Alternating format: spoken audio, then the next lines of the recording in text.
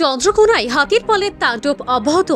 হাতি দেখতে উৎসুক জনতার জঙ্গলে গিয়ে হাতির পালকে উত্ত্যক্ত করার প্রবণতা ক্রমশ বেড়েই চলেছে, আর যার জেরে গতিপথ হারাচ্ছে হাতির পাল।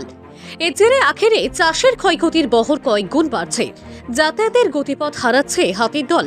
দাবি কৃষকদের, হাতির হাত থেকে ফসল বাঁচাতে নিজেদের চাষের জমির চারিদিক আগুন দিয়ে ঘিরে পাহারা দিতে হচ্ছে কৃষকদের। গভীর জঙ্গলে ঢুকে হাতি দেখতে গিয়ে একাধিক প্রাণহানির মতো ঘটনা ঘটলেও হুঁশ ফিরবে কবে, উৎসুক জনতার উঠছে প্রশ্ন। এক জঙ্গল থেকে আরেক জঙ্গলে খাবারের খোঁজে হাতির পাল জঙ্গল লাগোয়া কৃষি জমিতে নেমে পড়ে। বন দপ্তরের হোলাপাটি সেই হাতির দলকে তাদের নির্দিষ্ট পথে নিয়ে চলে যায় স্বাভাবিক নিয়মে। বিগত কয়েক বছর ধরে চিত্রটা পাল্টে গেছে।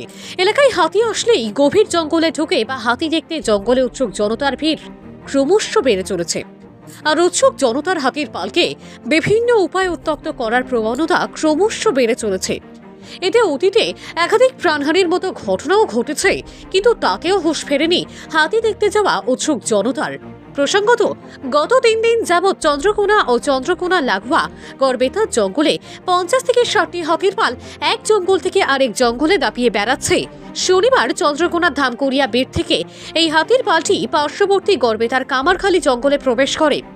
তার আগে এই হাতির পাল চন্দ্রকোনা 2 নম্বর ব্লকের একাধিক এলাকায় তাণ্ডব চালিয়ে বিঘার পর বিঘা জমির আলু জমির পাশাপাশি সবজি ও খামারে থাকা ধান খেয়ে নষ্ট করেছে।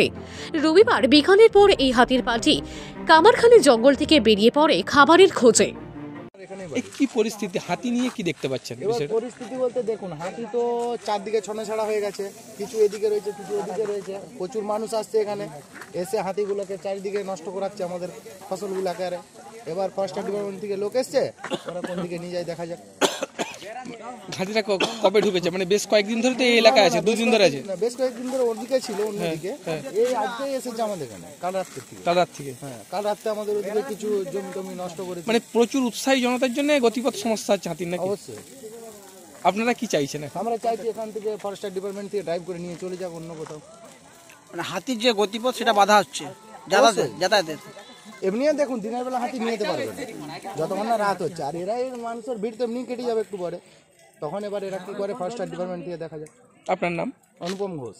ভূমিকা কিরকম হাতি তাড়ানো? বন দপ্তরও ভূমিকা ওরা চেষ্টা করছে, কিন্তু আমাদের জনসাধারণরা এসে তারা হাতিগুলোকে ঘিরে চারদিকে নাজেহাল করছে। মানে হাতি দেখার ভিড় দিয়ে আমাদের জমিগুলো উপর দিকে ছুটছে। তারা হাতিগুলো বেরিয়েও আবার জঙ্গলকে ঢুকে যাচ্ছে।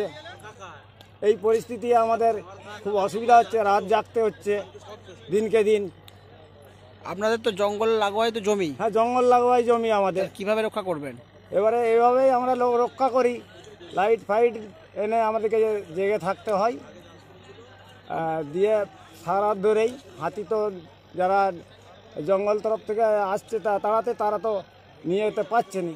সাধারণ মানুষের জন্য মানুষরা অসুবিধা করছে, তাই আমরা জেগে থাকি।